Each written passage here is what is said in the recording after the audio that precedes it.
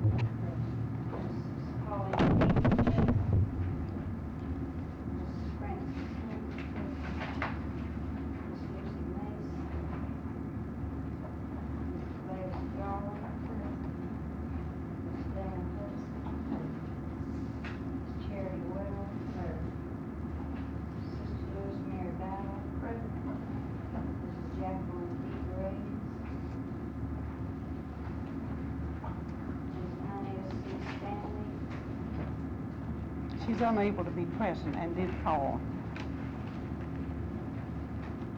Miss Cynthia Mallory. Miss Marilyn Rosengrant. Mrs. Frances Busey. She is out. She called and said she was ready to meet. Miss Elizabeth Langford. Miss Margaret L. Hasty. Here. Mrs. Pamela B. Zurich. There.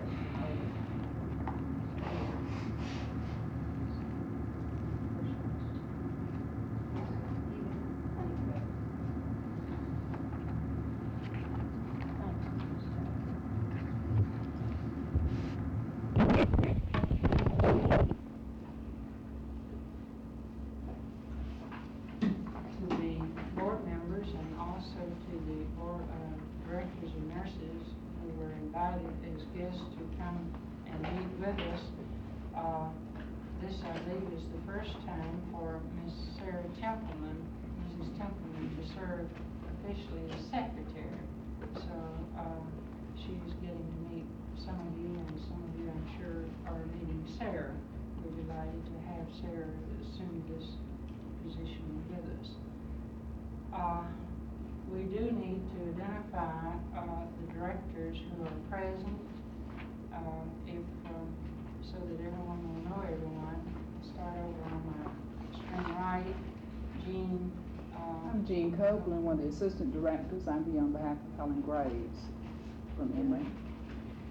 Myra Mann, I'm Director of Nursing Service for Possibly Infirmary. Sister Lewis Mary. You have a dual role here today, sister. I remember before. Yes. Ms. Beauregard? Margaret Wood from Egleston Hospital. Miss Overton? I'm Ann Overton, Director of Nursing, Department of Nursing here at St. Great. I believe that Miss Hammett and Marilyn Rosecrans and who else? Myself, sort of wearing dual hats today in this most important business that we do have to attend to. In order to move on into the business, may I please share with you the the reason for our being here. In our Board of Directors meeting on May 8th of 1967, the Registry Committee made two recommendations to the board. One that concerns you and I is that the board invite the directors of nursing services in the district to meet with the board and discuss the problem of maintaining the 5th District Registry. The board approved the recommendation and a special call meeting will be held. And that is how we come together today. Ms. Atkins, you will confirm that all directors in the district were officially invited, right? Yes. For today. So, this is the, our reason for coming together. I don't really know how to proceed with this, excepting to maybe have our chair of our registry committee, who is not actually here. Well, yes, I should qualify that.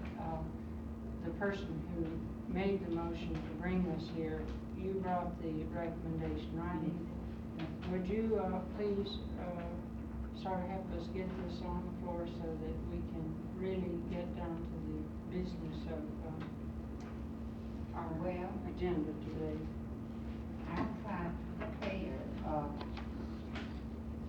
in a short way possible, the status of the registry. The proposed budget for this year was $20,000. It was never approved because of lack of funds. And I started at August of last year when we went to 2 registrars, the 7 to 3 shift and 311 shift. Edith, would you come up here? Would you mind? I want to make sure that everyone, you'll just sort of join us. I don't know that you need this.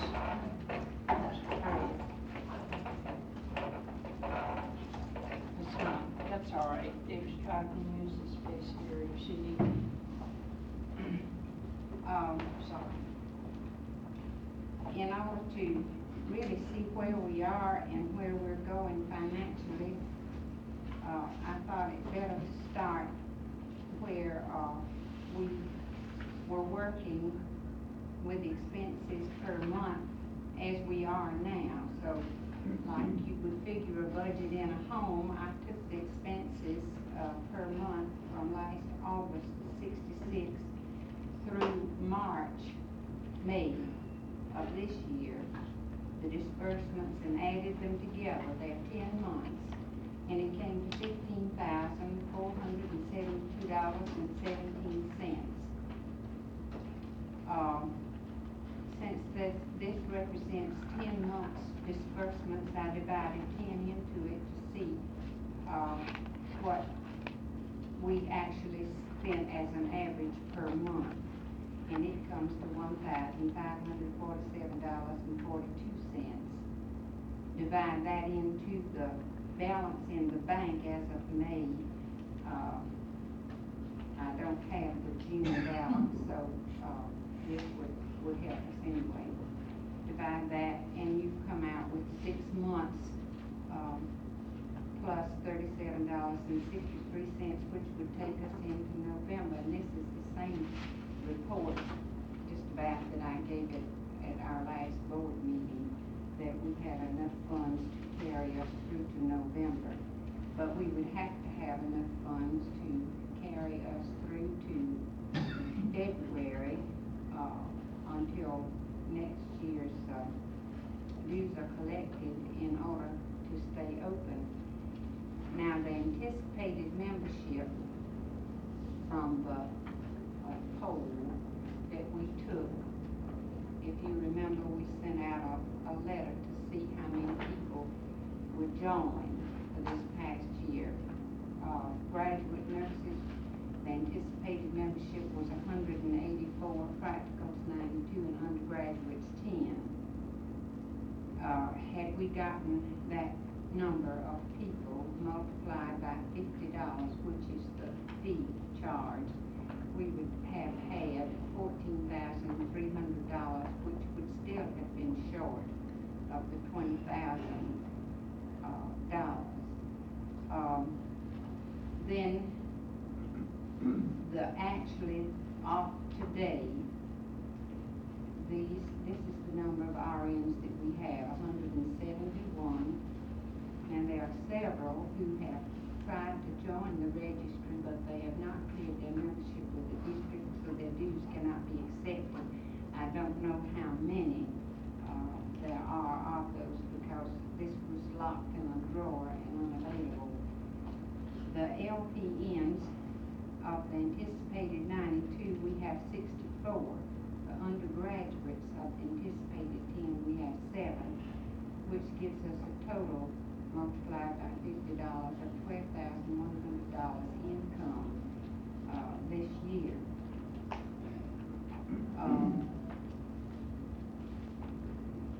You can readily see what our problem really is. It's lack of funds, and there are those who feel that I'll just go ahead and say what has been said so that we can get it on the floor to discuss it. There are those who have felt that one of the reasons for the shortage of registrants at the registry is because the hospitals do not require the private duty nurses to belong through a professional organization that has been practiced always in the past.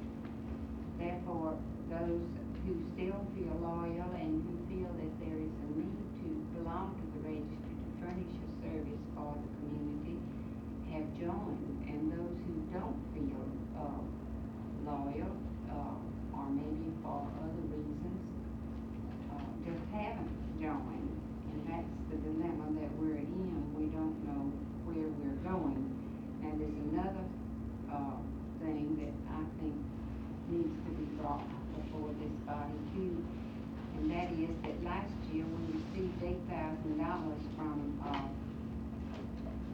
fund to keep the registry open, and I believe that I've heard that this same source may provide $5,000, that there may be a good chance that they will this year to help see us through.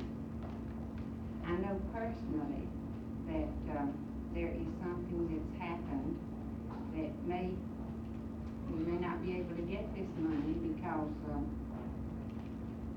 I called 13th District today to confirm a rumor that the private duty nurses in 13th District had gone up to $30 effective July 15th, and this is no rumor, it's true. The LPNs gone up to $22.50, and the licensed undergraduates to $26.75. The source of this money that we received last year, this person who is behind this fund was very much disturbed about $25, and there has already been discussion in the district about going up to $30. It has not been brought before the private use section, but if this is true, I'm not so sure that we'll get the $5,000 to carry the registry through. Is there any question that I might answer? When is this effective? July 15th.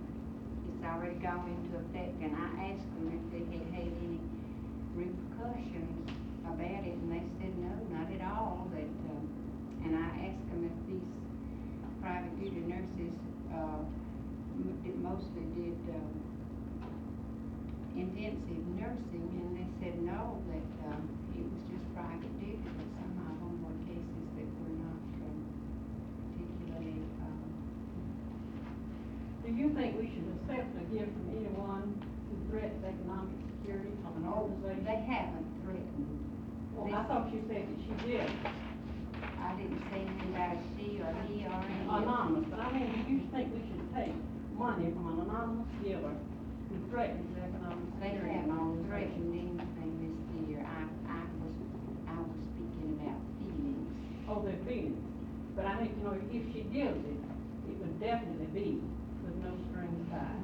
Well, I think gifts are always given that. Well, that should certainly be understood, but I understood you say that she had looked as favorable on any raise, even to $25 at the time. And we have voted $18,000 into an economic security program, and it certainly would be foolish for us to sell out for $5,000. Well, that's the reason I threw it on the floor, so we could see what you felt.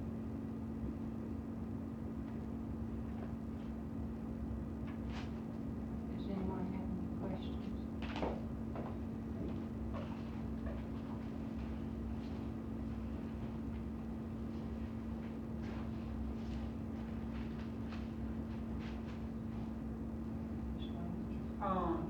If you want, just a little review of what we, attempted to do at the first of the year, I'm glad to give it. It might be repetitious for some people, but it might not be for others. When we realized that we were probably in financial difficulties, a letter was written by a committee approved by our president and sent to each private duty nurse. And just by way of review, I'll read it very briefly. Nurses Professional Register, 5th District GSNA.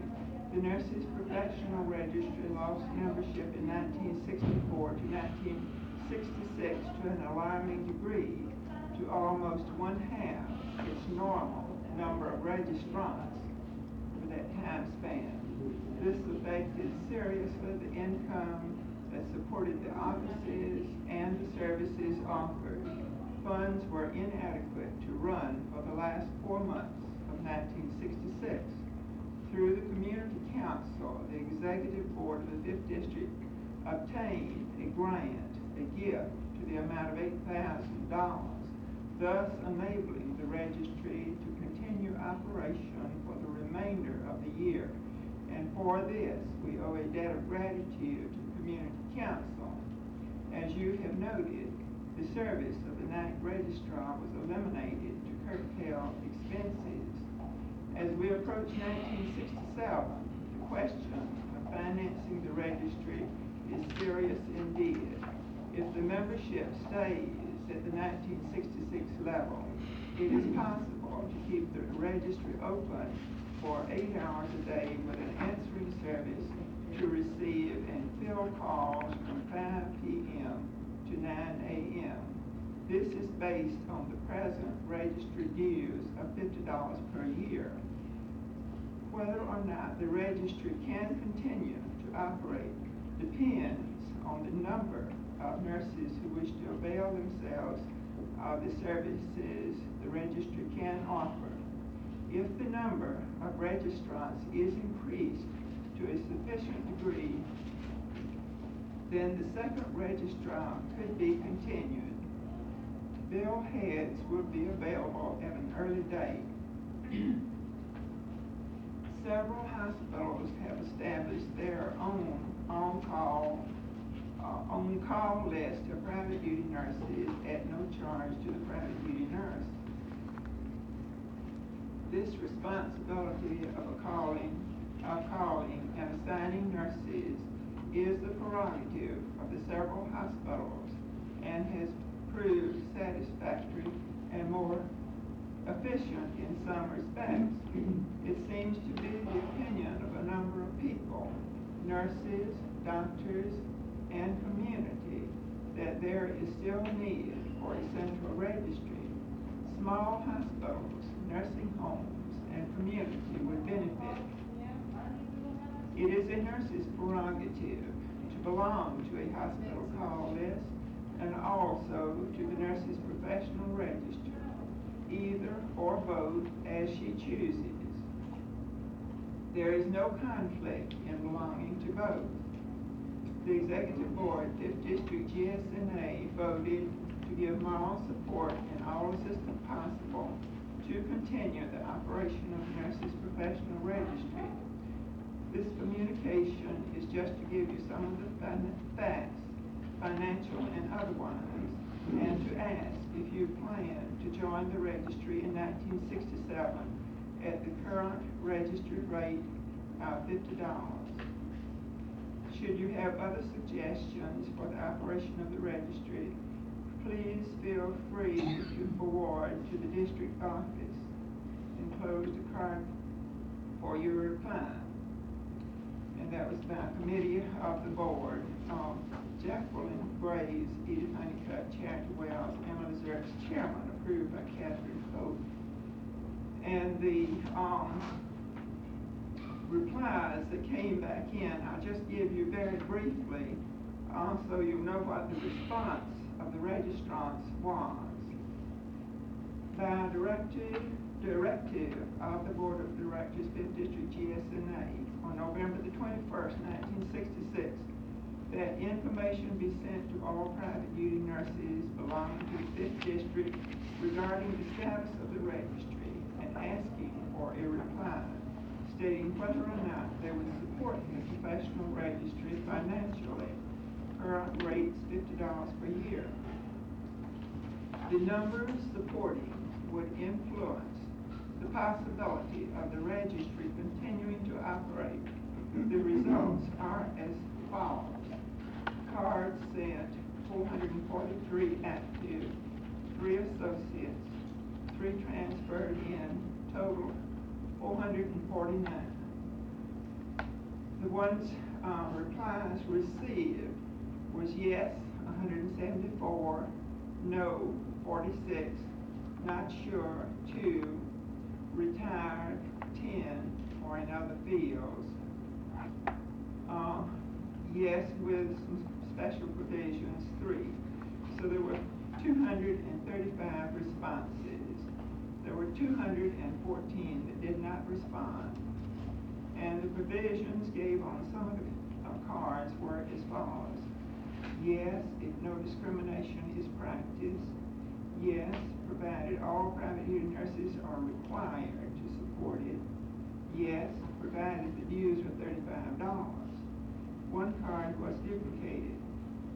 This represents the total received to date, December the 15th.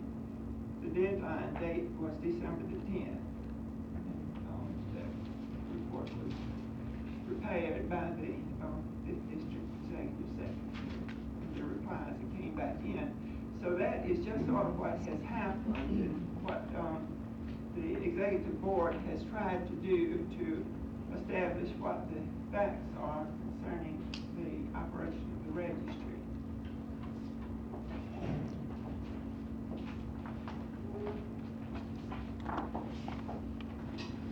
Are there any questions regarding this report?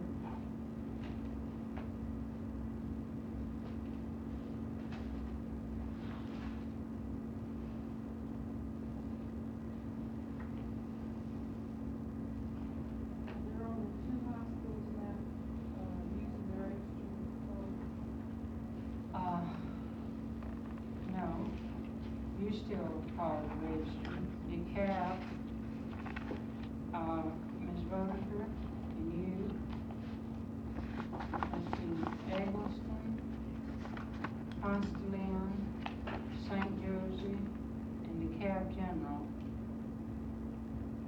I can give you a total of the calls since January if you'd like to have them. Yes, do you have that? Yes, I name quickly together? did them this morning by their quarterly report for the graduate nurse, 2,156 for the 2 quarters.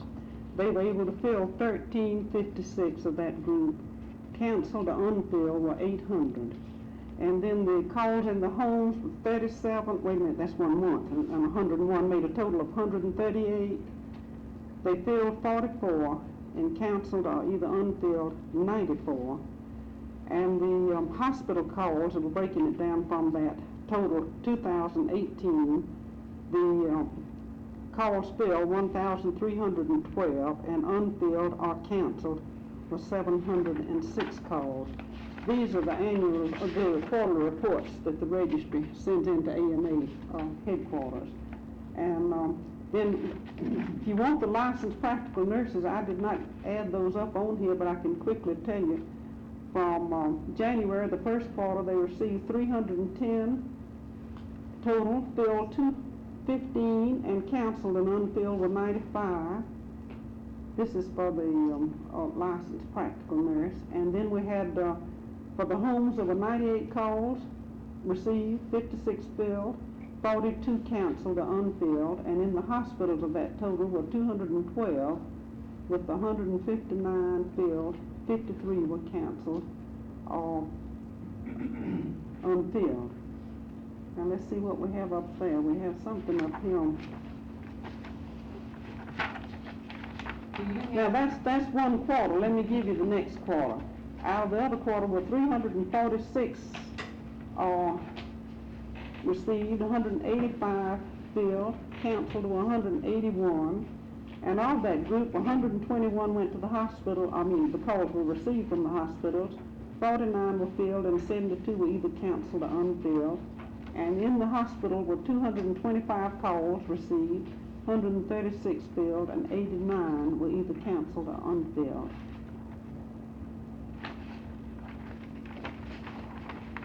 How does this number of calls compare to last year's? Well, I have that, or I have it according to the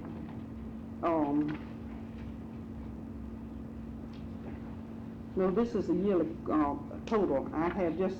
We have the first 7 months of 1966.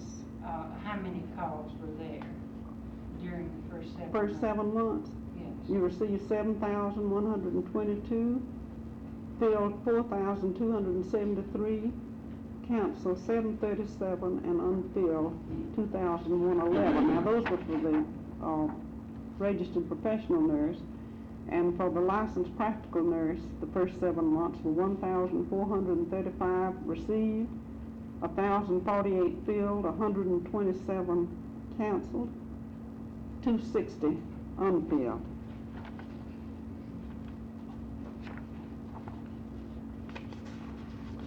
Incidentally, you will notice on your little pink slip that we do have a decline of 110 graduate nurses renewing their membership for this year.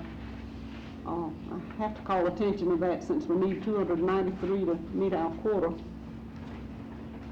The first figure that you gave us to give us something to look at as far as calls Would be for the three months of 67, 21, 56. I gave you the first. No, actually, it takes care of the first 6 months because it's January, February, March, April, May, and June. For 6 months. 6 months on that. And the calls are down, we're just looking at the graduate nurses, and for me. And in the first 7 months of 66, this is 67, we have 7,122, I believe you said. That's by comparison of number of calls, right? Yes. That's really, I think, maybe we'll have some, that's for the registered nurse, calls for graduate nurses. Because, is there any significant decline in practical nurse registrants? Ms. Manfred, did you pick that up? Let's see, we have 64 as compared as compared to 94 at the end of 66. 92. 92. And 10 undergraduates in 66, and 6 in 7 in 67. Of that 2,156, is that a 6-month figure or a 3-month figure? She said earlier quarterly, which I picked as 3 months, but now she says that's. There are 2 total quarterly reports, so that would give you 6 months. for 6 months. That's the number of calls received or filled. Received. Received. And you filled about half of them, did you say? Did you fill about half last? You filled, filled 1356 out of 21. 56. You left 800 unfilled, or either canceled. Some of them were canceled. Mr. Pope? I'd like to ask 2 or 3 questions, but it's not about figures, so, I mean, I can wait Yes, till you sir. get. I don't know how, if you all have suggestions, I tried to really give some thought as to how to structure this, but I don't know how. I think everyone has to have an understanding of what the problem is, and I don't know other than us to share and inquire. Well, are you ready? Yes. I know there's some real strong feelings, you know, among a lot of people about this, and I don't wanna step on anybody's toes. I don't have any, you know, real strong feelings, because I'm not involved in it, but it seems to me that we need to look at, and we've looked at this before, the need for the registry, and how the absence of a registry is gonna affect the private duty nurse, and how the absence of a registry is gonna affect the hospital.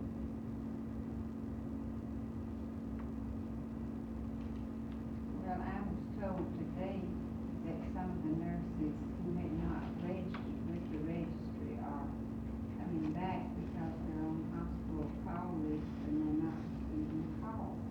Some of them are coming back to the registry, so I don't know whether the need for the practitioner can be answered at this time or not. Another question that I think might be interesting to look at, is since we're evaluating this, how effective was our registry from the point of view of the hospitals and from the point of view of the nurses who were using it? This, I think, would be really interesting to know. I feel that it's because have we arrived at the time that we can care for the people in this area without additional budget. There are other means or ways to provide the nursing needs that we have without private practice registry. Excuse me.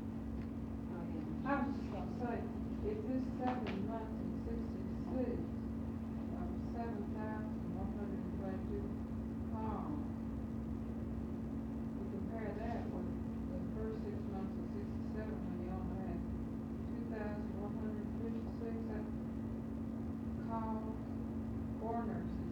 That represents quite a decline in the number of calls to the registry. Now, maybe this wouldn't take into account the fact that, I mean, maybe this would be balanced out by the fact that certain hospitals have their own call list. Well, so far as the need for private duty nurses. When you break that down, you get 89 calls a weekend, which averages 12 calls a day. That's calls, not one expense. And 2 people have left 12 calls a day. As long You as break this that down is, into- yes. Actually, 3 people employed this year. There are actually 3 people employed. 3 people employed, but 12 calls a day is pretty expensive. Yeah. May I, for the sake of discussion, raise 1 or 2 questions? Those who are using the registry, does not having a registrar at night present any real problem? Can you answer that? I'm one person, we use the registry when we can get somebody, but I don't think we've been able to get a nurse out of the registry this year. Will they all go? Well, I checked. Ms. I O- checked before I came over here just to see about how many calls we were, being able to fill. And my secretary told me that we were filling about 90%. And I asked her how many, RNs and LPNs. And she said about 50-50. This is good, so maybe we're getting on. Maybe more than that.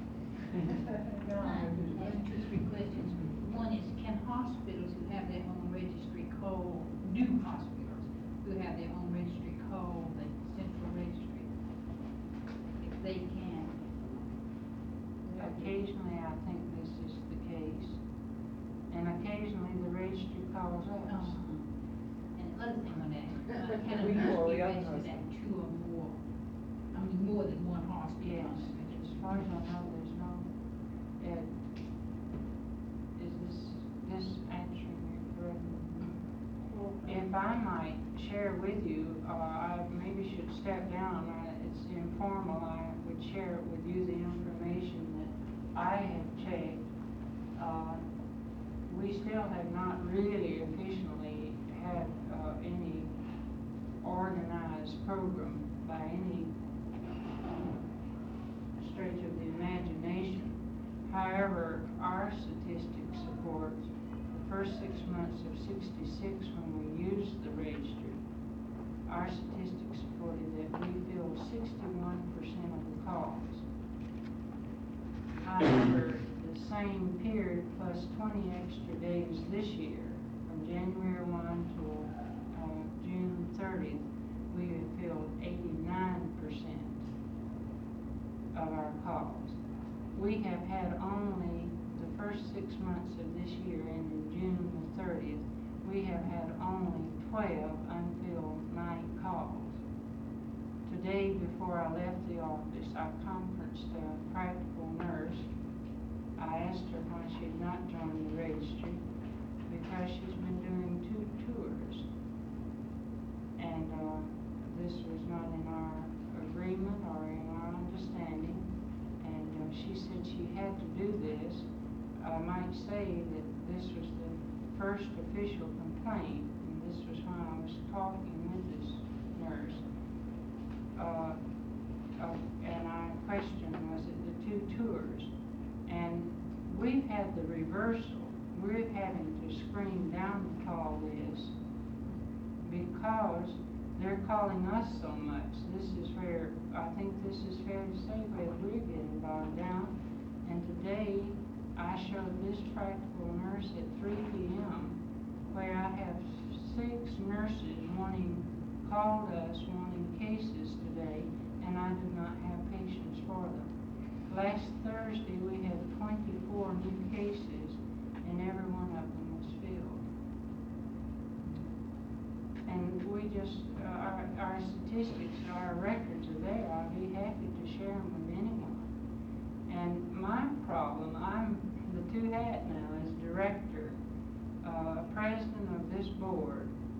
I do care about nursing in our community. I wouldn't be president if I didn't. And this board has spent the greater part of its time for 2 years with this aspect.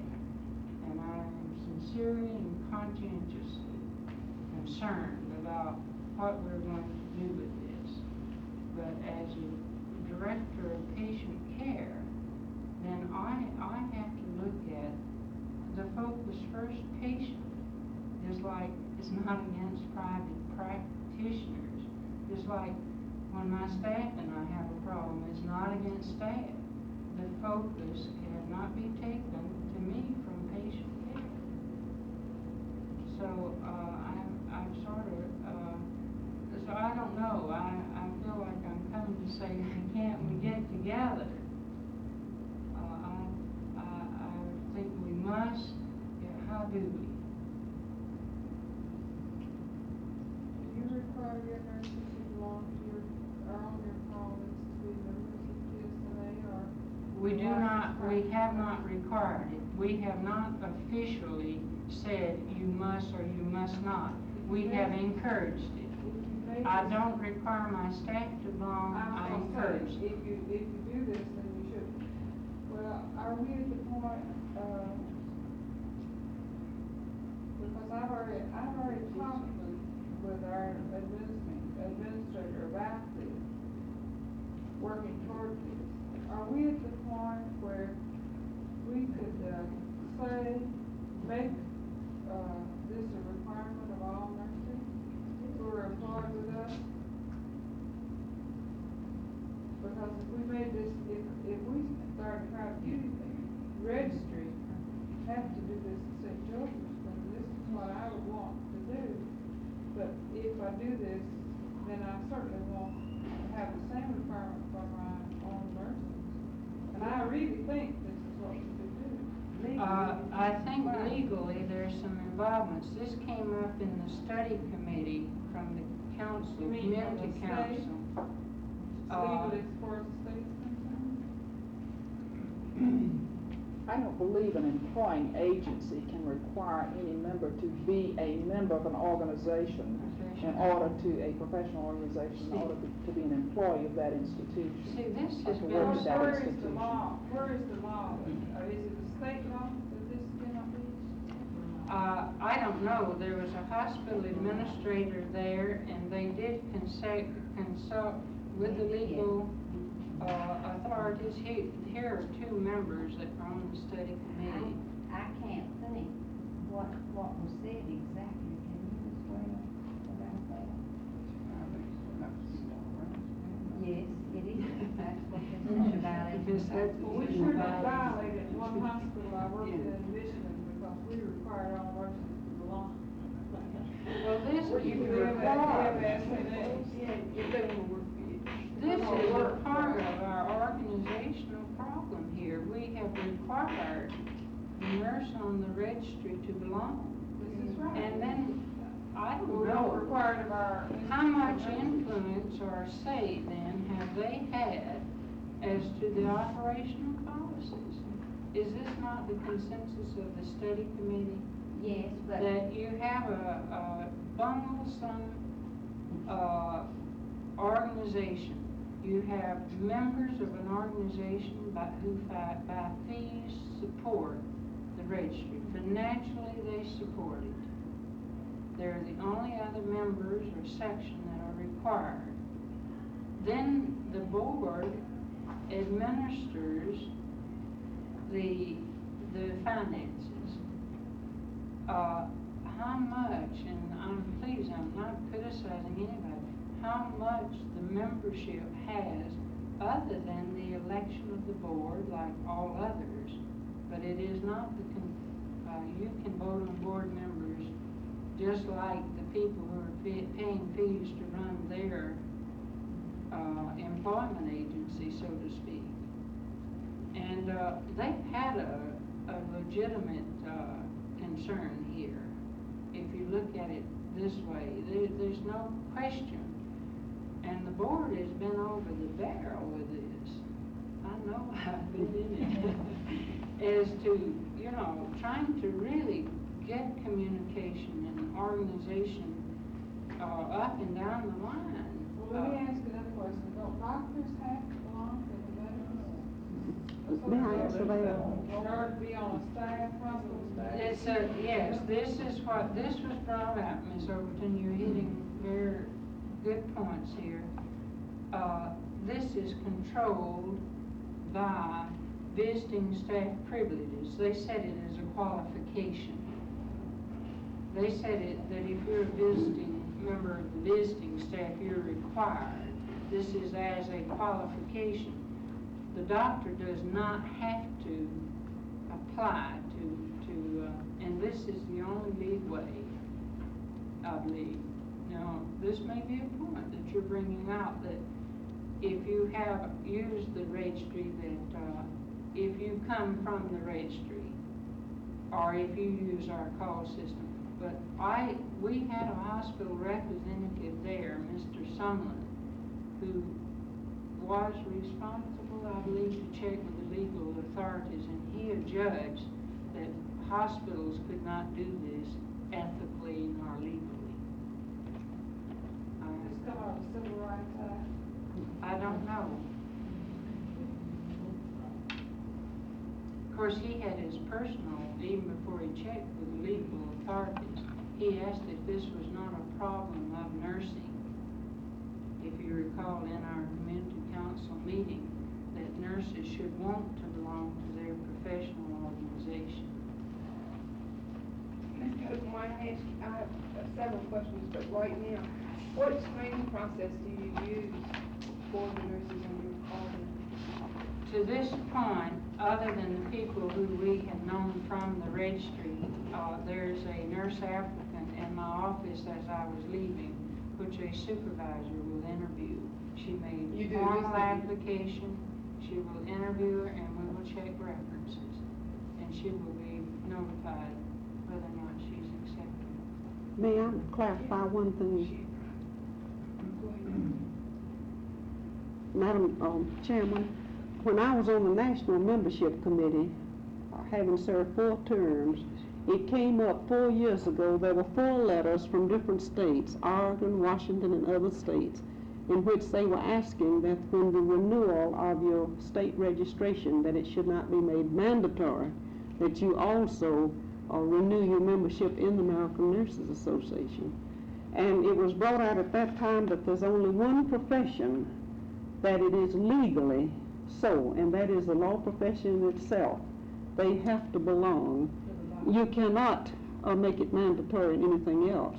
The point of it is setting up a policy in your hospital administration. That's where this would come, and you would encourage it. Now, insofar as the registry is concerned, 13th District tried to join or to use the registry in 1960 and 61. Business was not as good at that time, and they wanted to come to 5th District in between time. And Mr. Jackson gave the ruling on there that we service only members. If we service non-members, we were threatened with 2 things. First, as non-profit organization, we would not get our tax exemption, that it would be questioned, or secondly, we might even lose it. And then the other point was, if we service non-members, then we would become known as an employment agency. So you set up that policy for that we had to service members only. And ANA sent out a directive trying to explain to the other group, because so many had asked, why did the private duty nurse have to belong and the others did not?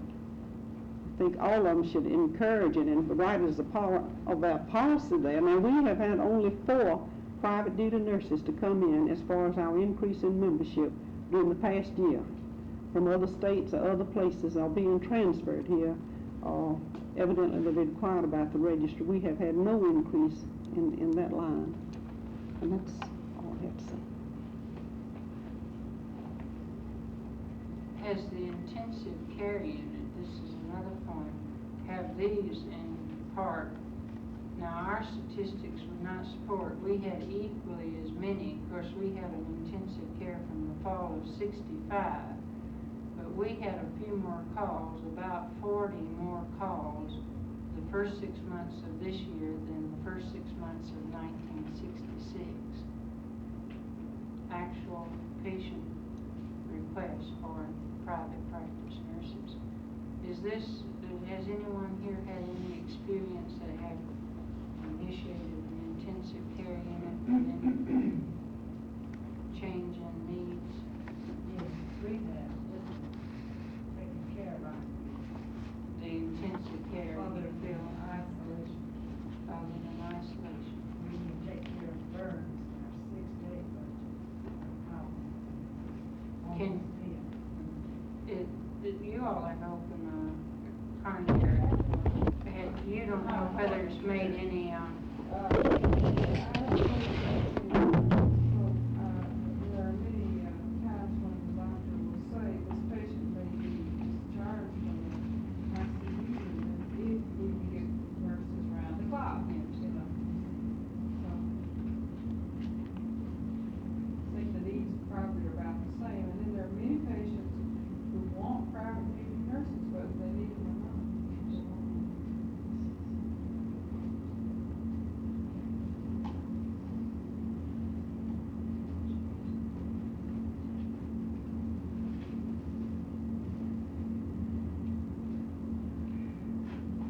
I may be showing my ignorance, but I was thinking if we stated the purpose of the registry, which I presume is to provide care for the patients and also to provide practitioners who are eligible to work, I should say, then there must have been some reason that all of these other call lists were set up that didn't jive with them meeting patient needs and not getting the best practitioner. Now, is this the problem? We weren't fulfilling the purpose of the registry, or do I have the purpose wrong? This is in essence why I was asking, if, has Does anybody know? Anybody have any feelings? You said this, that the board's been struggling with this for 2 years. Is this the actual problem? I think really we're having to say, establish or agree or something of the need, mind you, of a central registry. Now, I think almost all of us can relate, yes, that this is the kind of thing we've lived with for years. If you ask me personally, as a director of nursing service, I feel that our program is better meeting the patient's needs. So I couldn't say yes, but I'd be perfectly willing to use a central registry if the same needs could be met. Well, are they screened? Now, am I taking them away from other agencies? Am I getting an unfair percentage? Then I should have to look at it, because I am a director in a community agency, just like you are.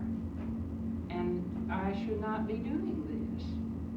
And if others have statistics and can, I'm going to be flexible about the thing. But I do not at this point see that. And then there are other merits to this too.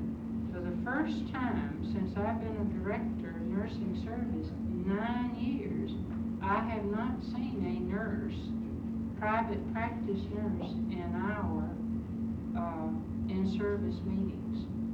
We had a private practice nurse, we had several, to respond to the classes on cardiology for nurses and trying to have an understanding of cardiac care. I have seen private practice nurses in almost all of our other in-service programs.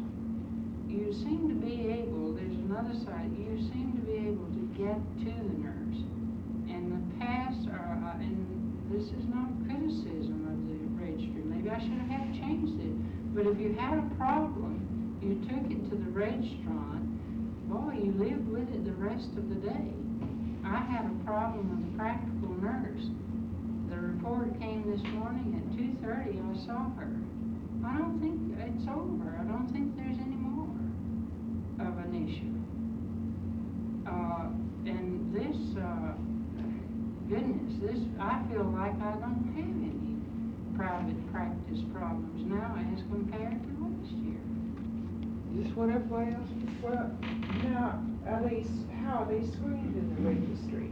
Because having a registry is a help to the It smaller hospitals. supposedly is the Let's same, face it. supposedly is the same procedure that even more elaborate than I use. They required a physical. I don't require a physical. I mean, I call you and get a nurse. But I feel I shouldn't have to bother you with something like this. I know probably you don't mind, but this is bad. I mean, we need a registry, a small hospital. But of course, it may not be worthwhile keeping a registry open just for a small minority. But they don't seem to be screened very closely, as far as I can see. Talking about the need for nurses, the 5 or 6 nurses who are not coming for cases at Crawford Lawn should be available elsewhere. This is the justification of the central registry. Of course, they could be on another registry. But then you're just kind of you're having to put up with having a central registry at your hospital. Well, it's a little bit, it takes we did more some people of to this work. before, you recall. Before I had, we called each other long before, do you have any off-duty nurses and this sort of thing. Seems that I understood you said although you let someone interviewing a private practitioner. Is there a personal interview Yes. with these nurses who join the professional registry? Yes, ma'am, there was. Yes, I ma'am, don't there really is. know. They require a personal interview, formal application, and they were requiring a physical when I was on the registry. They may not require a physical any longer. And they get references, do they not, Miss, which are the same things that I try to do. Miss Rosemary? I was interested in this screening at the registry also because I've heard two different nurses say they called in and said they had moved to town and they were offered a case that night. Maybe this may have been in the past. One's still working for us and said this, so I was concerned. I can only speak for another small hospital and probably because of our location in East Point. We didn't have any luck with the central registry. They were always very kind, but we had very few nurses, and I'm sure it was because our transportation was poor, and it still is, to the hospital. But we have had a semblance of call list or registry ever since we opened, which has been 4 years now. And it meets patient needs at South Fulton. We don't call the central registry anymore. We did for about 3 years, and then we were wasting our time and theirs to call, so we are Madam Chairman, I need to testify, the agency that I'm at is a large community agency attempting to meet the needs of the emergency of towns and all transit emergencies. It's faced with a brick wall. It's worse than the Iron Curtain. It's on rare occasion any nurse would ever respond to a call from any hospital. And we would give the assurance we'll pay you. Have challenging cases, they're desperately ill patients, it's almost any known cause. And you would behave as if the FBI were checking you and as if we were the untouchable, all that sort of something. It's a frightening situation. You declare restrooms you would not respond to an emergency. And you would take care of your own needs and we're having to take care of our own needs. Then we You have- have able to.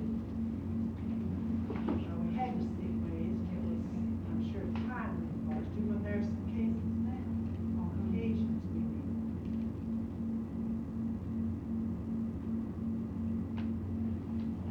Some, about 900 inpatients left us in the close, pretty early people. And 25, 30 cases coming in. I can almost count on my two hands the number of nurses. They brought knit bags, novels, loose pair of shoes that they could slip off, lunch. Take care of the nine patients. I don't think you find that in all hospitals. Well, it's bad, 'cause I know I go on duty each day and I don't. Well, that's a kindness. I think that could be challenged, that's it. We do have something, I don't know how bad it is. We do have some. Well, there's critically ill patients. I don't think I can deal. They see, the only thing I had to think about, I was just thinking about raising water. It's very, very interesting. Of course, you know, staff do this. Oh, yeah. If personnel interviews an applicant, the applicant will say, yes, ma'am, we say we don't have, except these vacancies. Yes, ma'am, I can do that. And then when you and the immediate supervisor talk to that applicant, you really fall out with your personnel director if you didn't realize that they wanted in to tell you their problem. And they really can just do days, or 9 to 5, Monday through Friday. They can't. Yeah. Nurses do this, and it's very interesting how many of them will say, I was employed for such and such. Now, the thing though, that we have, another of the problems, you see, from the registry, our greatest needs, and we can validate this, the registry will validate this, is the staff carried the patient load for private practice nurses heavier on weekends and holidays. And, when we show up with 12 night duty, unfilled, as compared to the year before, well, we broke it down in tours and holidays and days, weekdays. And when they're answering to us on our call list, we don't have this kind of thing. We get nurses for Sunday, just like it's a day a patient may need you on Sunday, just like Mondays and Friday. And of course, me and all my staff work weekends, and we don't like to deal with an organization or other groups that just say, well, hands off, I don't work on weekends or this or that. Of course, the other side of this is, how many of these ladies work day in and day out without days off? And we are attempting to do something for them with this. How weary do you get on your 30th day? This practical nurse, by the way, was attempting to get by with doubling for 10 consecutive days. The family was unhappy with her. And I said, do you suppose that maybe you're just weary and they're angry with you about something? You may be weary, and I have to do it to live. I did it all the while on the registry. And I said, well, these are the terms, one tour. It's not fair to the other ladies here that want to take care of patients, and it isn't fair to patients probably. So she said she would come tonight if needed, but I had the feeling she may well pull off her calls. But you see, I can control it, but the registrar can't. If another hospital is calling and giving a hard time, you see, that's the other side of it too, as I see it for the registry. I just got to have a nurse, and, well, Miss Jones says she will double today. When she gets off, I'll send her on. It's pretty poor gun practice, isn't it? Yes, they did it, but they many times did it too for patient coverage. It was not a self, Yes, I realize just that. self-purposes, really. Many times we do it, you know that they did it. And many have been the times that we let them do it knowing and were appreciative of what they had to give. It's against the rule for them to have more than 2 shifts. More than 2 shifts of the double shifts, the registry rules. And they have notified the hospitals if they were not to do it. But So- like Ms. Pope said, it's real hard for the Yes. registry to control that. If nurses going, one hospital for this shift, another one like that. Ms. Pope, I'd like to ask, where do families go to find a nurse when a hospital calls, cannot fill the need, and the doctor wants the patient to have a nurse? The hospital call list tells you that they can't supply the nurse, and tells the family to find their own nurse. It's the same thing. We did this long before we ever had our on-call list. We did it when there was a register. I think the same place that when the hospital can't fill it, same place that they go when the registry can't. Now, they had 94 for the month of January, I believe, the 94 unfilled through the registry. They're desperate. I get calls all of the time from family members about this. They may be in our institution or they may not. Well, can they call another hospital? Yes, ma'am, they do, I believe. They tell me. I had someone going home from Wesley Woods the other day. The And they family were- can do it, but the hospital can't, is this their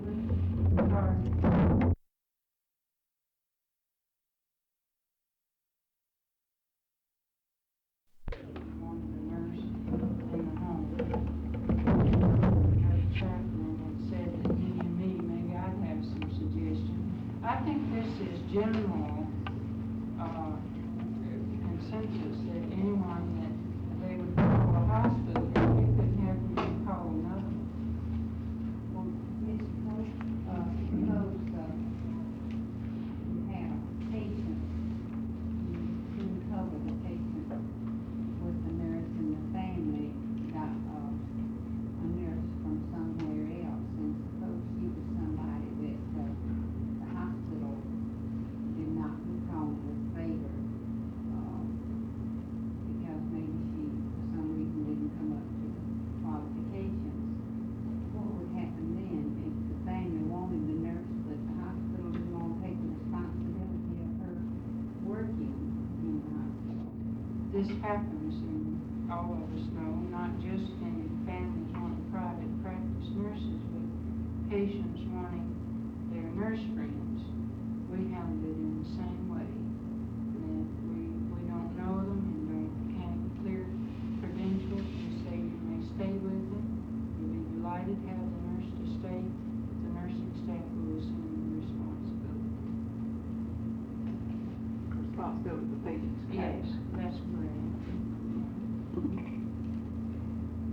Yeah, that happens other than just private practice. I had a letter from a nurse in Alabama wishing to come over and stay with a relative last week also. We try to handle it as discreetly and appropriately as we can. Well, these things, if we can just really, much of this is emotional and with a lot of feeling, if we can put the emphasis on patient care, Well, the hospital. then I think the nurses will benefit. I think if patient care is as best as we all can make it together, I think the nurses' welfare will come into consideration. I really believe this. Because I think a society that feels that its nursing is looking out for it as best that they can and are dedicated and conscientious, I think the society is really willing to reward the nurse society with benefits. Not too sure. I'd like to believe it. I surely like to believe it.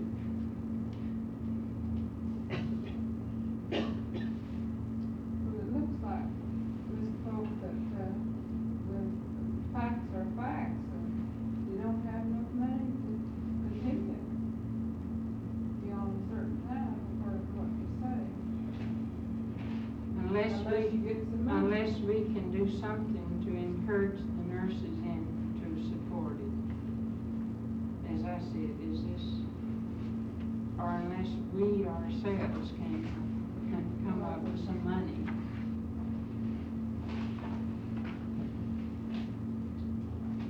I think I was real anxious for this meeting, because I wanted to hear how hospital registries are being able to meet their needs, and this really clarifies a lot. Well,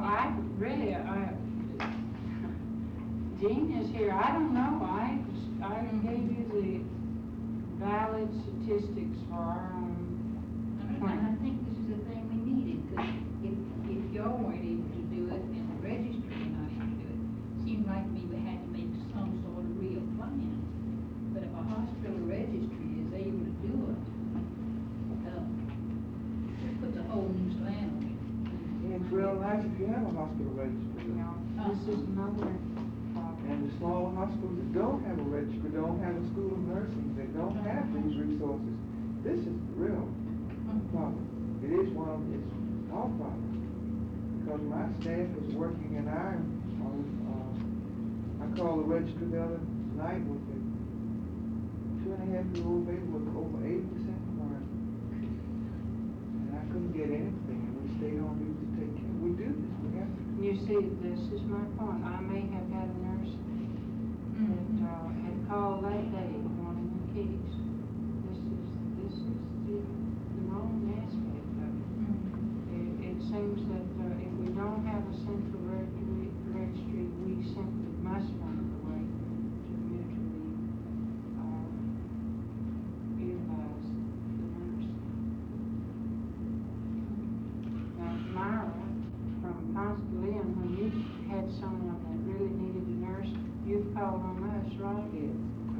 Y'all tore right in.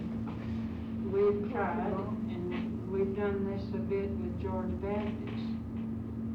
And we've had some real, are you needs been here? For private duty calls, 90%? The secretary said she thinks about 90% are really.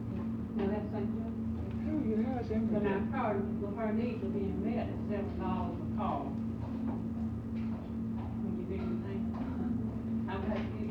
$7? I mean, it figures down $7 a call. So that's the way your needs are being met. It's not, this should be a central hospital.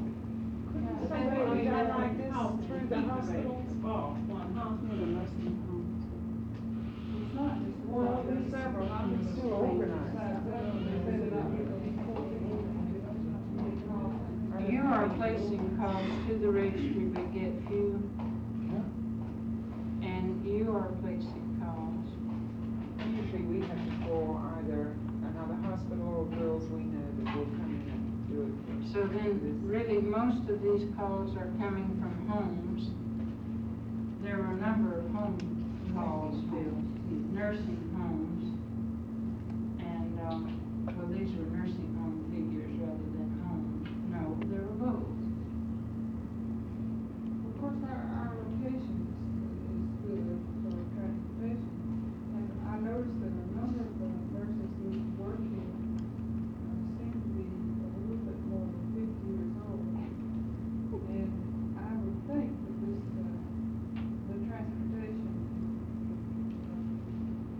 makes this a little more attractive. I would just like to say one thing, back to private duty, I have heard many nurses say, if all the hospitals use the register, they would gladly go back to the register. If all the hospitals would agree to use the register, they would go back. Now, I am not a member of the register at present time, because I do not go, any other place but Henry County. But, if all the hospitals use the register, I'm prepared to join.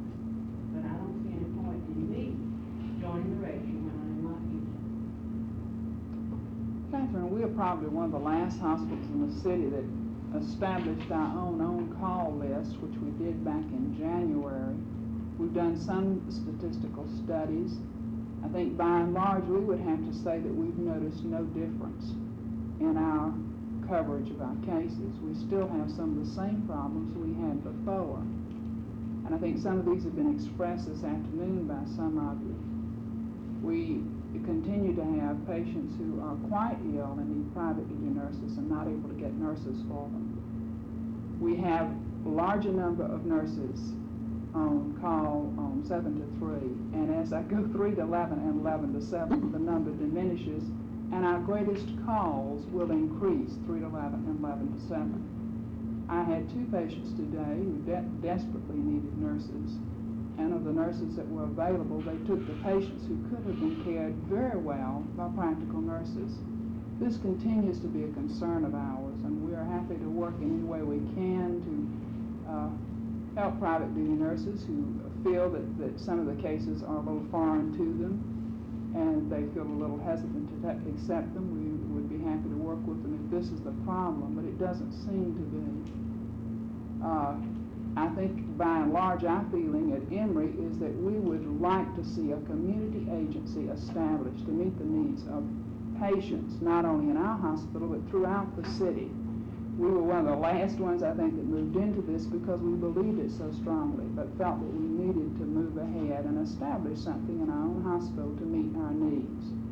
Now, about 7 years ago, we established an intensive care unit, which we continue to run and does meet many of the needs of our critically ill patients. Within the next month to 6 weeks, we will be establishing a coronary care unit on the same basis to meet the needs of the coronary patients that are so critically ill. So I think from our experience, we're still having some of the problems. We'd like to see them solved, and we'd like to work with a central agency, if we can, to meet the needs that we have. We'd be happy to work with it in this one, or even work through some of the other problems that we have.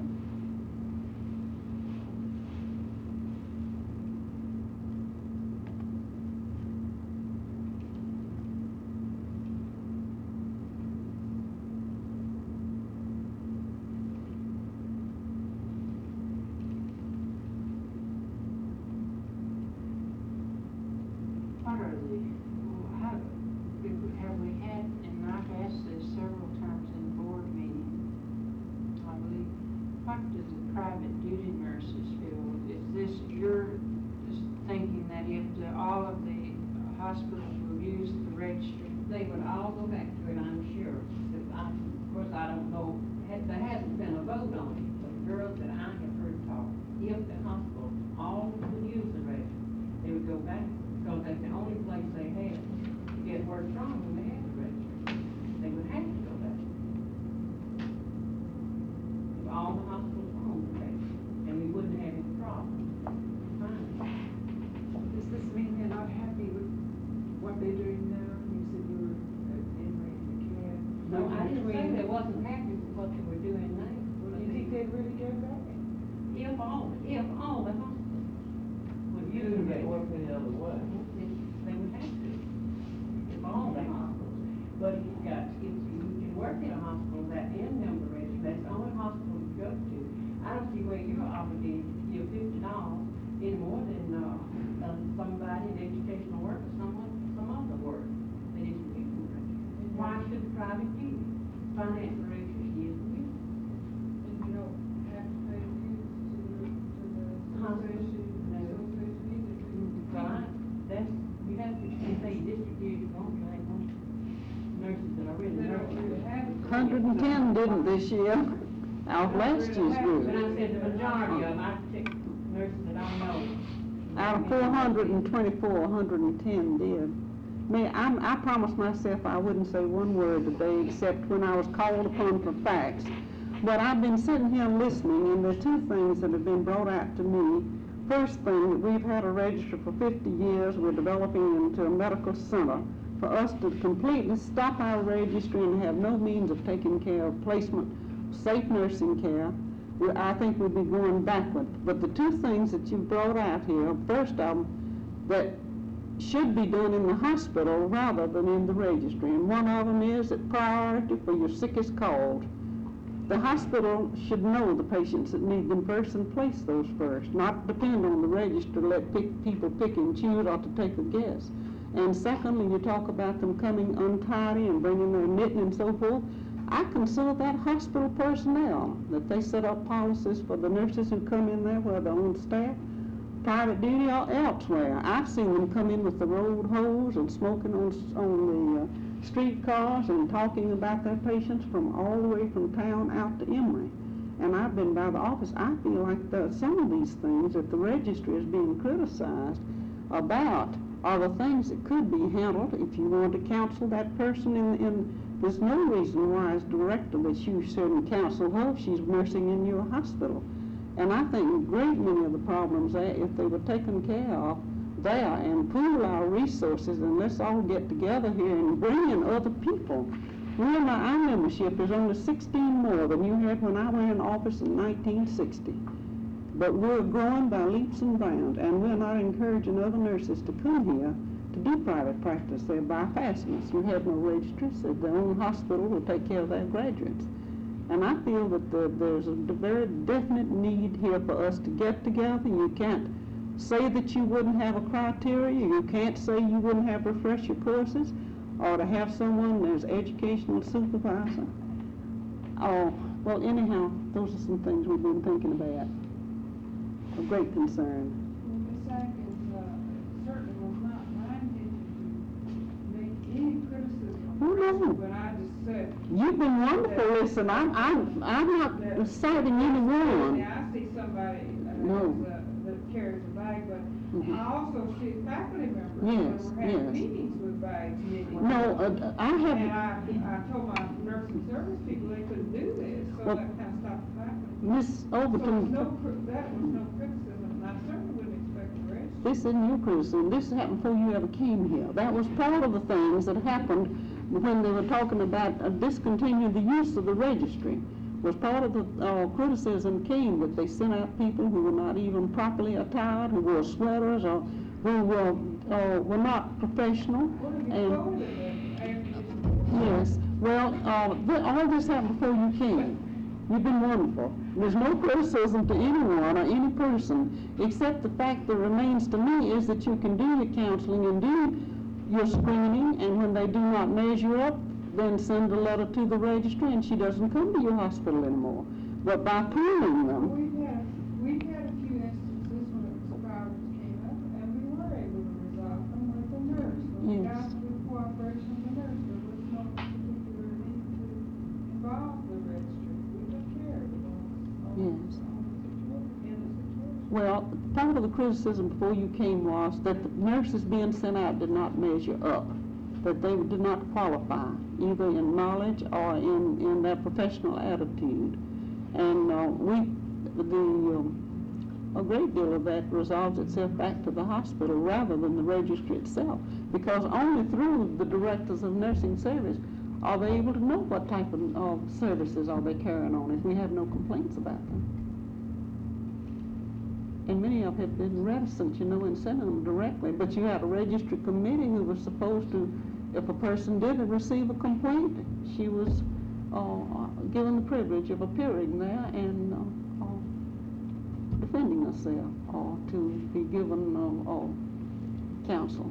I've asked, since I've been at St. Joseph's, I've had so many other, little odds and ends to take care of. I haven't really got that crowd either. Yeah, in that kind of critical way, but, Mrs. Rosemary could speak better than I.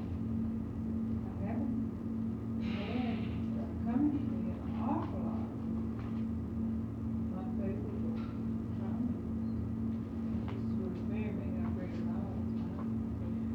Well, I really feel like that many of the criticisms have decreased because of intended care.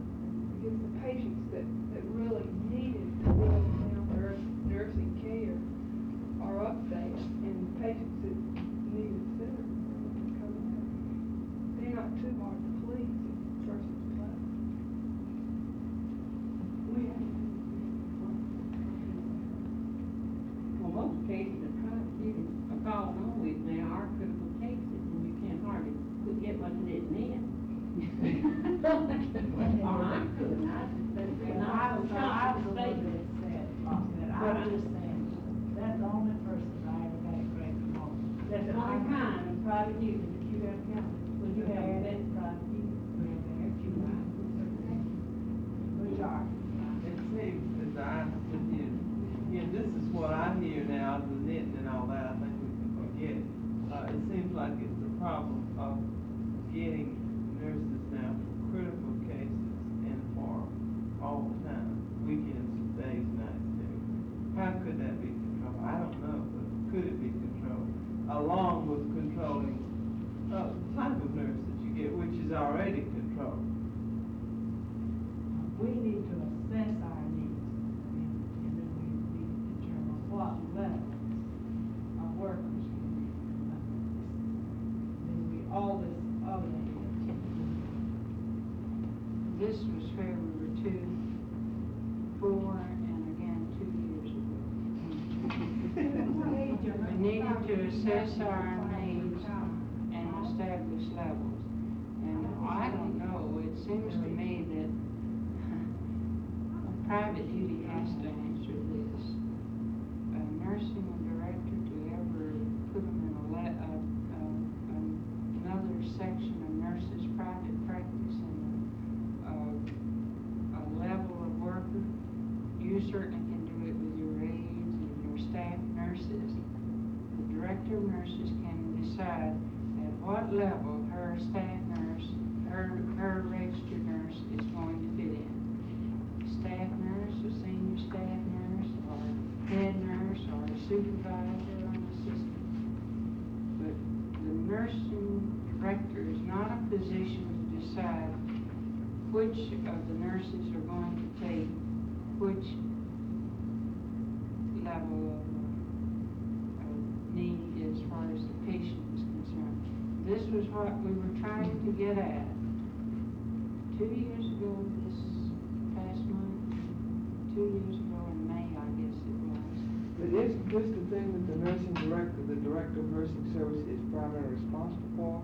When she has critically ill patients that for some reason or another cannot go to an intensive care unit such as a person with a severe infection probably don't have this as much as we do, as I do in our hospital with sick children coming in with critically ill. They have to be on isolation. They can't go in intensive care.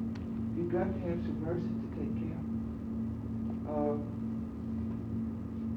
You can say, I need a nurse, and some of the things that we used to hear from the registry, I don't hear anything now except almost more like I haven't got anybody. But I've got so-and-so and so-and-so on the register, but she's registered against pediatrics, she's registered against chest surgery, she's registered against infections. So, you know, you're out there from the beginning.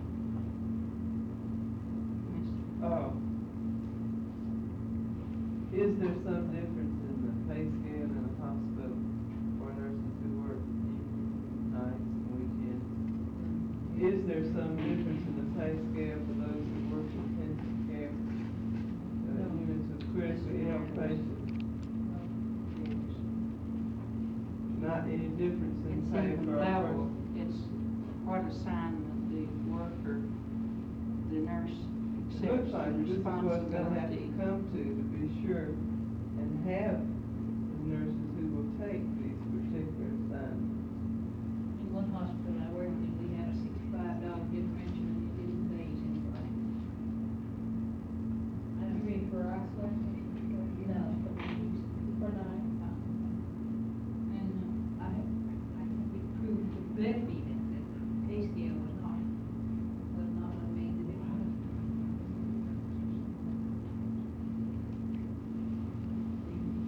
Nurses usually work at the services they want, they like, they want to work the services they like, and they want to work the hours they prefer.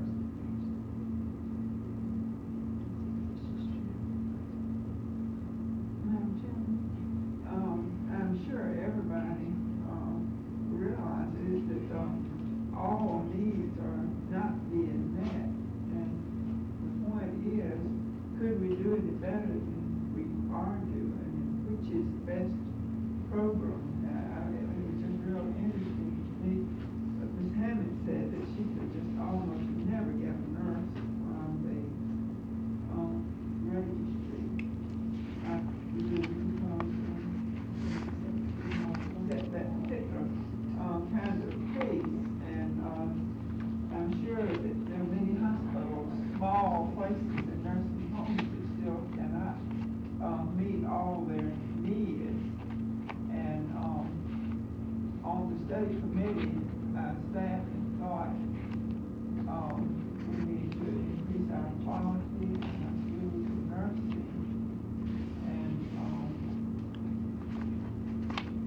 in that way, our numbers and quality would increase, because with what we have, we are not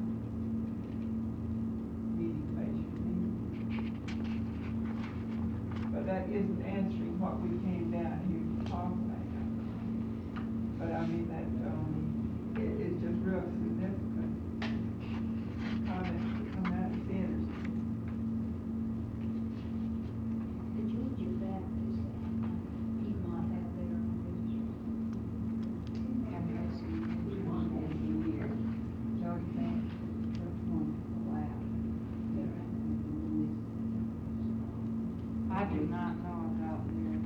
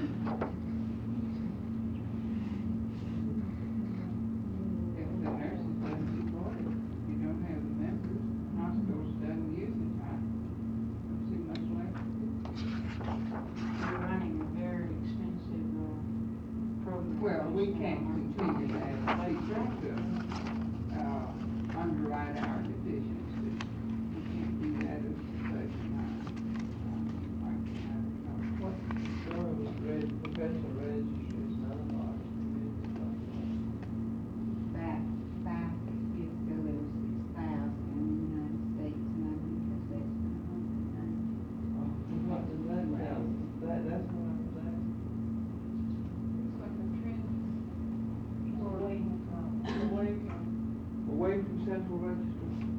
Well, crisis nurse, period, I think. Because of intensive care and so many things. And then with the SARS coming up in hospitals versus, taking factors.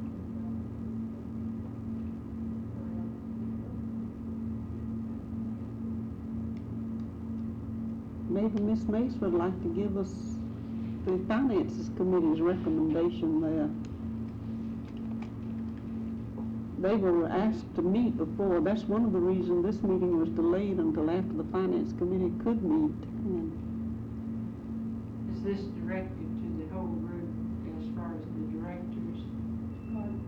Was this for the entire group, your recommendation for the directors as well as the No, board? the recommendation is for the board to handle, but I wouldn't mind telling this group what the recommendation is. The Finance Committee met as a whole, discussed the problems, and suggested we try to get money to keep it open through the year, if possible, which would end when the dues are, I think it's March 30th or 31st. And at that time, if the decision not to join and support, and the hospital see that the nurses paid dues to work in their hospitals and all, then the recommendation to go to the board is that if it can be kept open for the year, if there's dues paid in, those dues be kept and not used to be refunded if necessary, and close the register as a whole. That's around March 31st. Was it?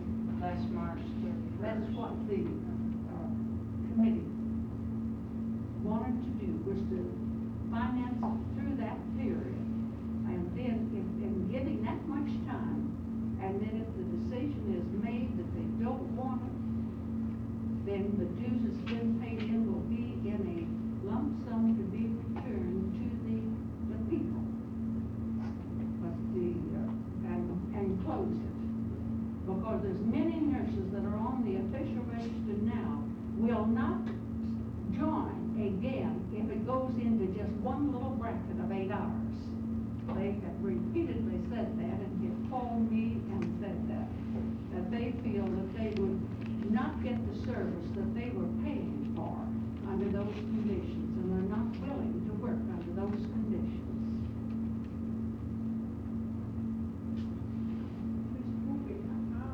Did I understand Ms. Mace to say that the hospitals require people not to be association? I think you were meaning that we encourage and of course Support the register, or whatever's necessary to keep it open and to have it for the public as a whole. But instead of going on a 8-hour shift to dissolve it. It seems to me that this is the same recommendation that we've been working on over a period of time. And every time we meet, we say, let's carry it on to January or November, or whenever we're supposed to. Then if we decide we don't need it, we close. So we did this last year. How long did you say you had money now to operate? to November, about the last of November, right? Or the November the 1st. Their money is now from dues to operate from November the 31st. I think it's just through October. Through October. It'd be $37.63 left. Through October. We're the main one getting the benefit of it. It's like we just might as well get set up and take care of our own.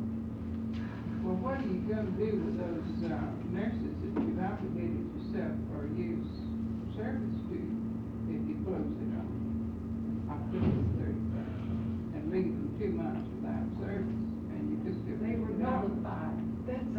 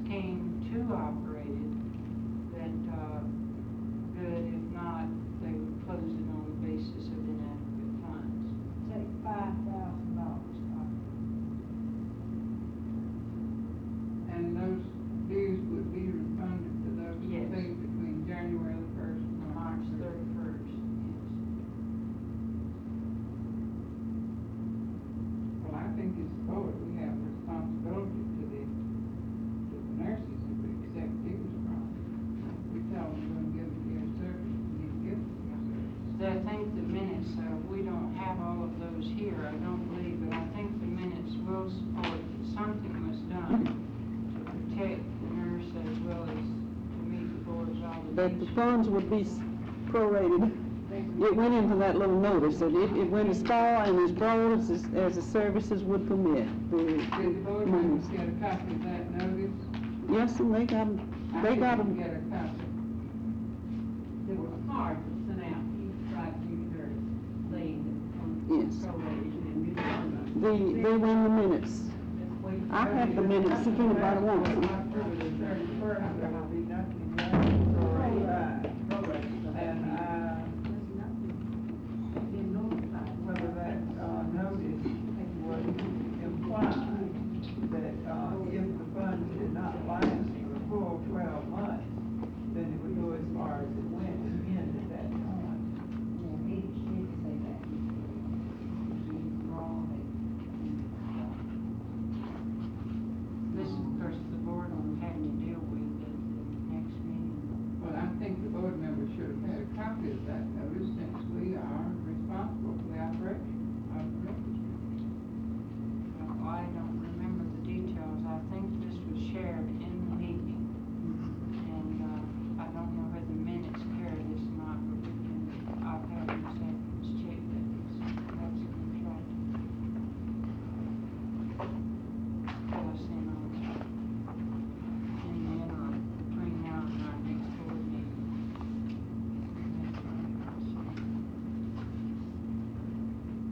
Madam Chairman, I move that we adjourn. Because I got to go, so if anybody wants to follow, be free. Here it is. May I give her this verbatim? Well, The one statement? Hannah, I have a motion, I do not have a second for the other speaker. No, it doesn't need to be second. Well, that's right, it's I fair know, so, discussion. be second. Yes. What was the motion? That we adjourn.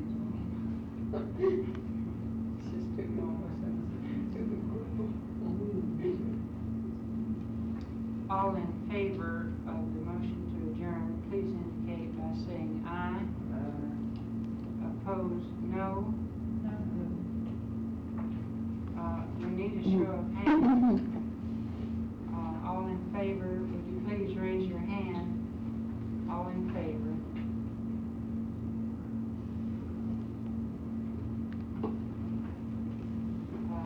All opposed, please raise your hand.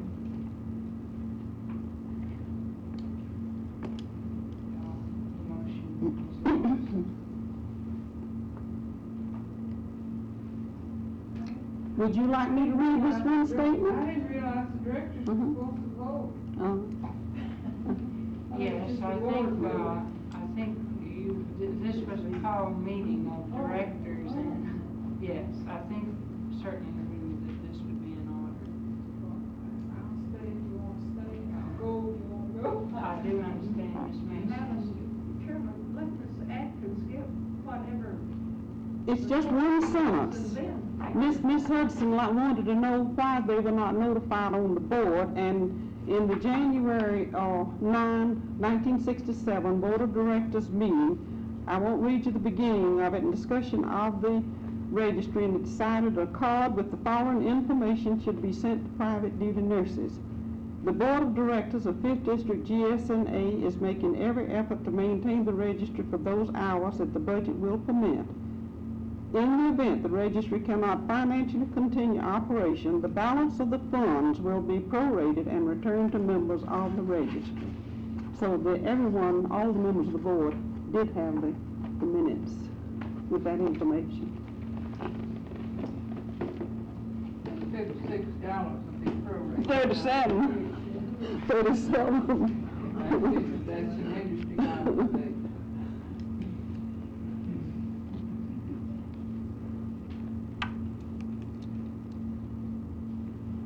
I think really we have about all of the points of the problems, pro and con, for your on-call registry. And have these really been, we've tried to put some teeth into this now. Does everyone have more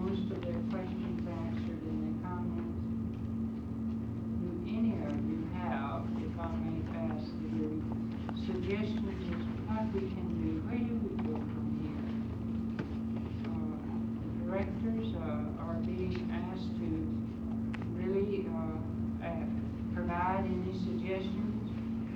You'd like to think that this is not a situation that's just terminal. I think it should be closed if the screening can be better and we can give more service.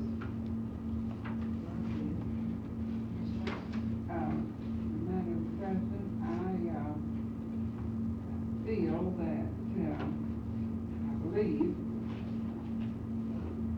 that before we ask someone to underwrite an obligation for the continuance of this registry, we should determine whether the private duty nurses want that service and are willing to support it. And this could only be done by a referendum vote to them and ask them specific questions. If they will, if they need the registry, and if they want to see it continue in operation. And if the private duty nurses said yes, then I would be willing to say, well, we should go and try to get money.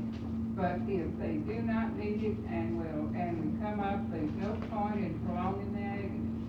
And you set up a way it can be terminated, and you might just as well do what the nurses want to do about it.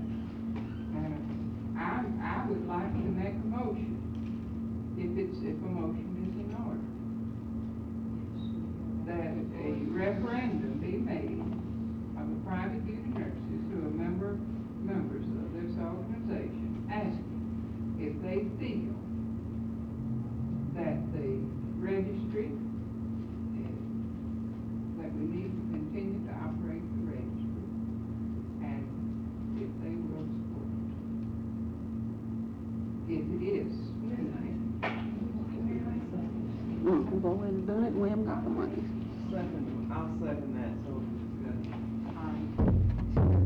We're conducting official board business at this point, so you speak to the motion. Let's get it in writing. But when we tell you, we've already requested the money. It's a little late for that because we were instructed to work on it and the letter's already gone. We're gonna get it enough. Now, the letter has already gone, and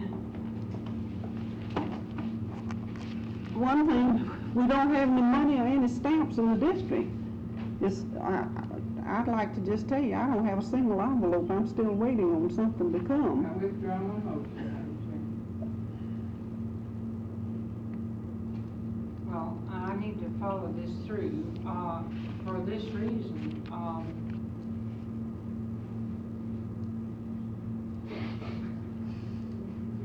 Ms. Atkins is giving us a financial report. I'm not quite, Well, we have already requested, and a letter has been written for the grant, and we have had some encouragement along that line. If you remember, Ms.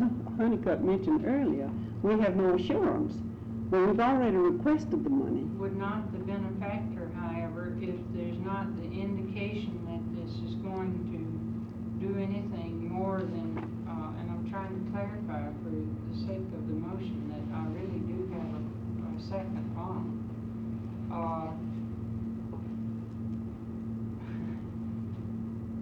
I think the benefactor, if is this in conflict, would this be in conflict with the benefactor's wish?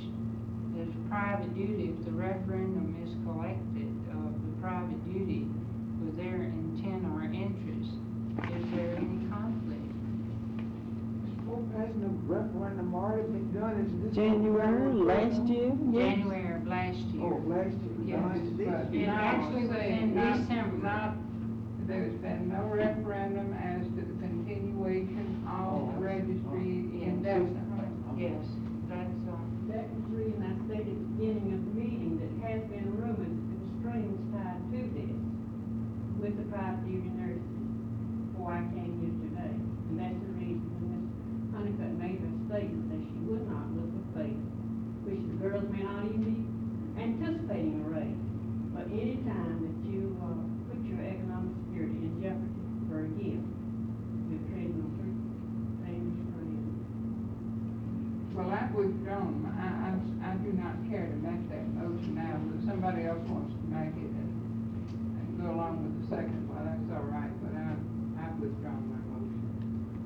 let me tell you I one mean, thing. as far as my motive, I have no motive. Is this agreeable with you? Ms. Pope, I think if they knew our financial status in the district, because of the $1,010, we need 300 members. Our bank's balance was $900, and I'm gonna have to draw out Reason I withdrew. 2,000 to pay the income tax man of the dues we got last year. We are not gonna be able to make out, without some more assistance from the district. We're gonna have enough money to run the first of the year. And if we keep on paying $56 or $45 or for the referendum, it's gonna make a difference. We're going to have another deficit. We're watching every dime's reading, I'm distributed This is all true, but I think all of the board, I can speak for the board safely to say, we have an obligation to this registry, and this is of concern to us, just like paying the rent or anything else. And I was wishing to give the motion a benefit, then us look at what we had to do for postage and this sort of thing. But Ms. Hudson has withdrawn. Does anyone else want to speak on this? There's no motion on the floor. No, is there? there's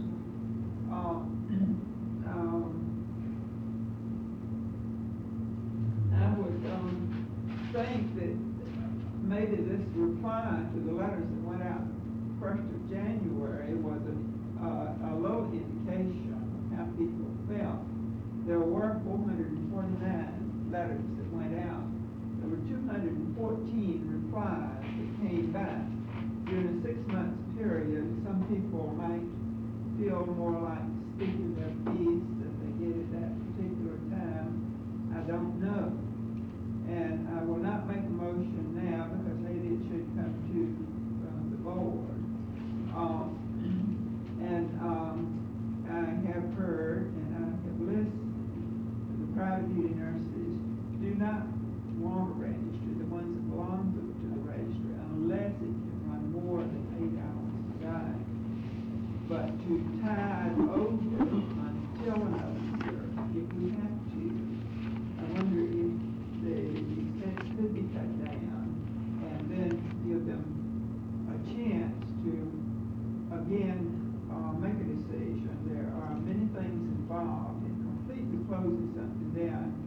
As Ms. Atkins has brought to our attention before, there are legal implications that would have to be reopened and so forth. If we completely close the registry down, this would be a grace period. But this would not be the proper meeting to discuss the cutting down on the numbers of hours for a few months in order to decide at a later date when private duty nurses can again get together if they wanted to. Ms. Deere, you all have annual meeting when? September? Do you have enough attendance at your annual meeting to get the tone of the group? If in the notices there were, this problem was presented as a part of the notices, would there be a response, do you think? I really think it's ones that you've already responded before, and be the only ones to begin. I think, You think some of the this girls is- are happy with the hospital register, I really do. And I think the only, of course, they, like I say, if all the hospitals go back to it, they would, but as of the way it is now, I don't think we get any more response from these guys. Do you think this is representative? Well, You do? I feel the same way. You feel the same way? Dues are actually due the first day of January, and they have a grace period from January through March. Yes. So the board's obligation would be to help support the register through November and December. Yes. Could we have a spaghetti supper, you think, to raise enough money for the, to support the register for the 2 months? Well, I think the board has to make this decision, and I do think this is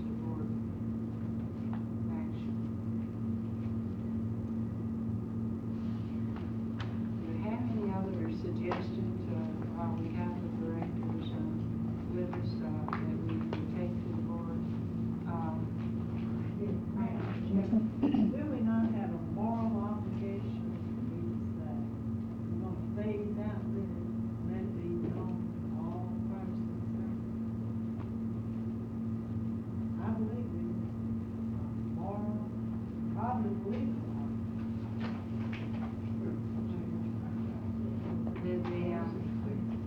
The directors, agree.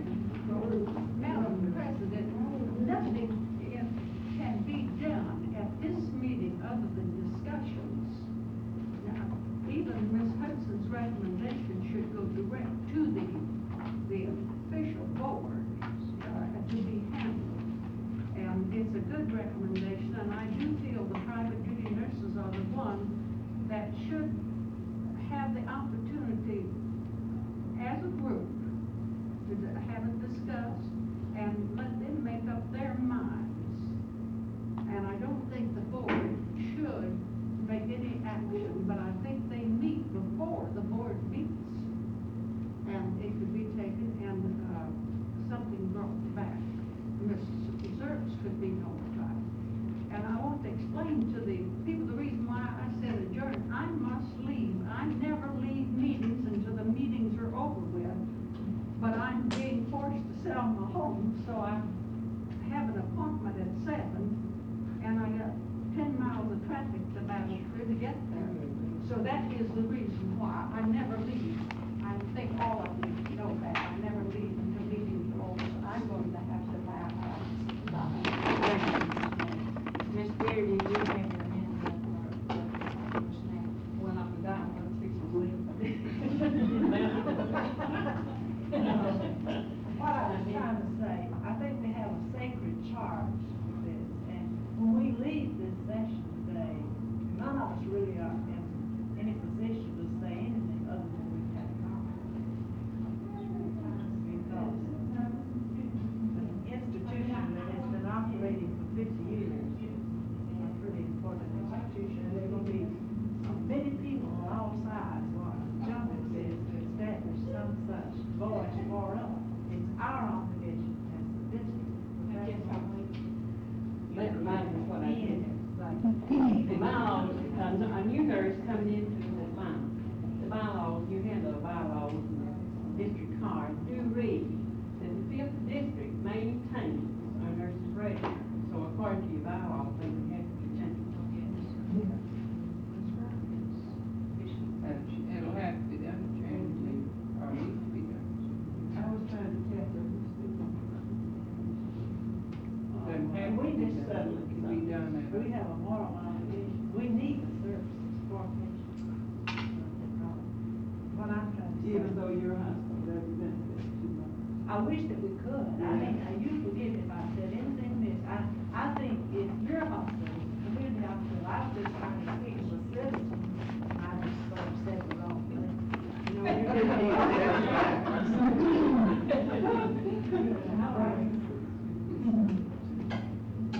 But no, we have a moral obligation.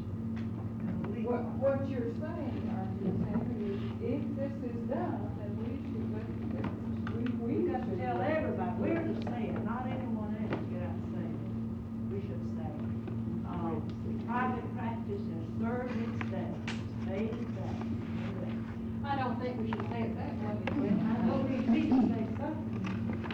You would say the social director, but I don't think you would say private practice has served its day, because I think when you get sick, I think you have to call and you find out private practice is still Assess it, and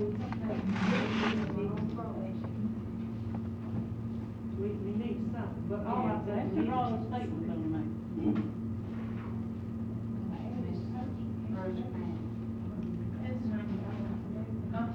This group was just called together to discuss it, is that right? To discuss, this is how it was requested of the registry committee, to discuss the problems. We're going to, this group validate and discuss the problems. That's the purpose of this period. So I don't know if this will help you or not, but, in one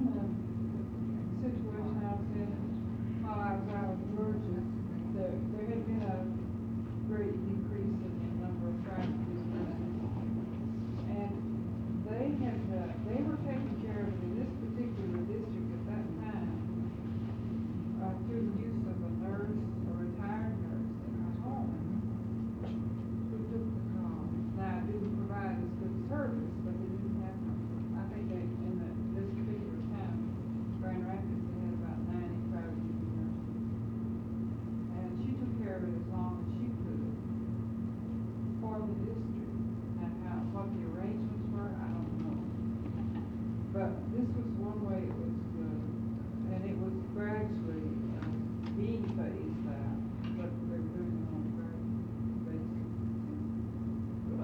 Did they consider it the status of a professional registry under the ANA and, It was under the district. was under the district? Now, just like how it was controlled and whether or not they had the district case in there, how the district case in there, how she was compensated, I don't know. But Well, what that really amounted to was cutting down on operating expenses so they can sell.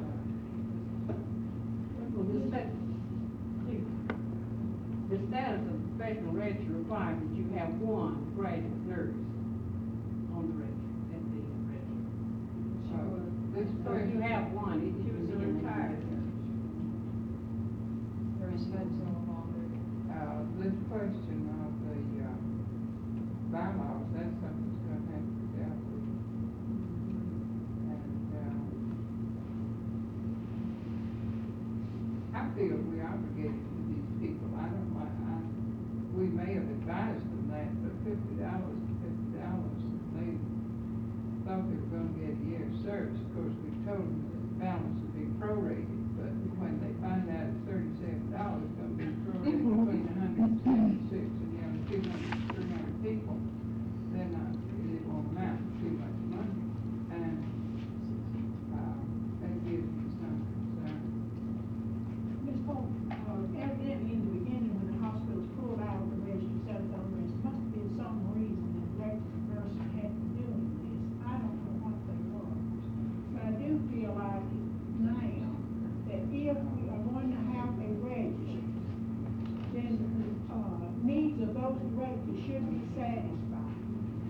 I feel that if it was because they were getting nurses who were too old to nurse, or nurses who were not equipped to do certain things, then the registry is, you say, is the board's responsibility. Then we should say who is going to be on the registry and how they are going to nurse in these hospitals and give service in these hospitals. I think we should have some real criteria as to who is registered, something about age limits and physical ability. I do not think that we are satisfying any public by kidding ourselves into saying that a nurse who is, say, 70 years old wants to keep on working because she is getting a small Social Security. And I sympathize with these people because I see how little it is sometimes. And I'm in a position to see how families function in this situation. But I feel that we should not tolerate a nurse nursing in a hospital who's 70 years old and not giving adequate care to the patient. So I don't know if this was a problem or not, but I think if this is our responsibility as a board, we should do something about it. Madam Chairman, Ms. Honeycutt has just given me some information which I did not have.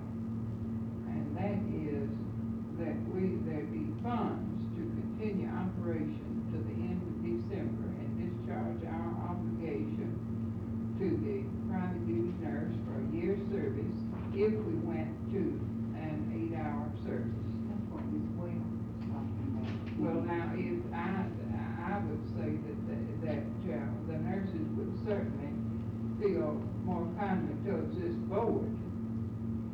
And then this bylaw business, we get in trouble about that. Get in trouble about that. And, the nurses would certainly feel more kindly, and that at least rather have an 8-hour service than no service.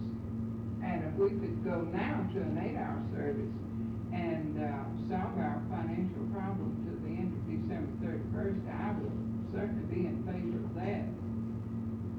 And if a motion's in order, we could make a motion, or I don't know what we should do about it. This was a called board meeting, as according to what I read on the card. Call for, And you invite the directors to attend. Well, it seems the board can go into session under those circumstances. And if it can, and a motion is in order, I would move that. Ms. Hudson, that suggestion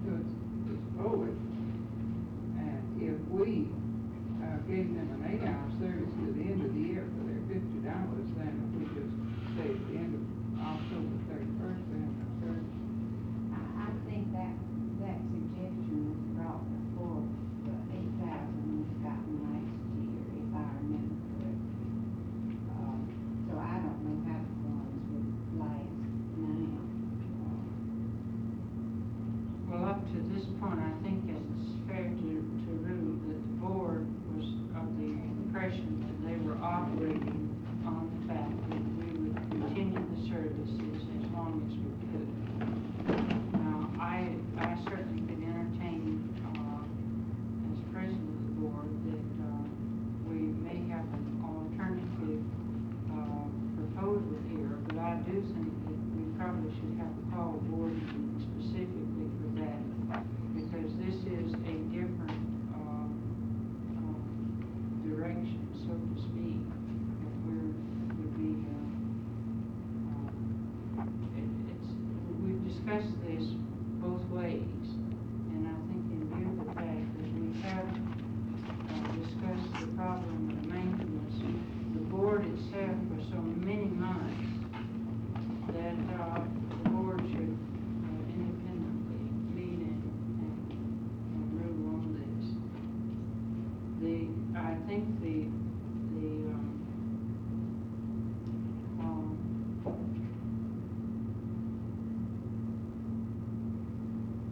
directors, the gist of this was to see if they had recommendations to the board. Right? We're moving now, and I don't wish to stop any of the conversation that needs to be shared with all of the members in attendance.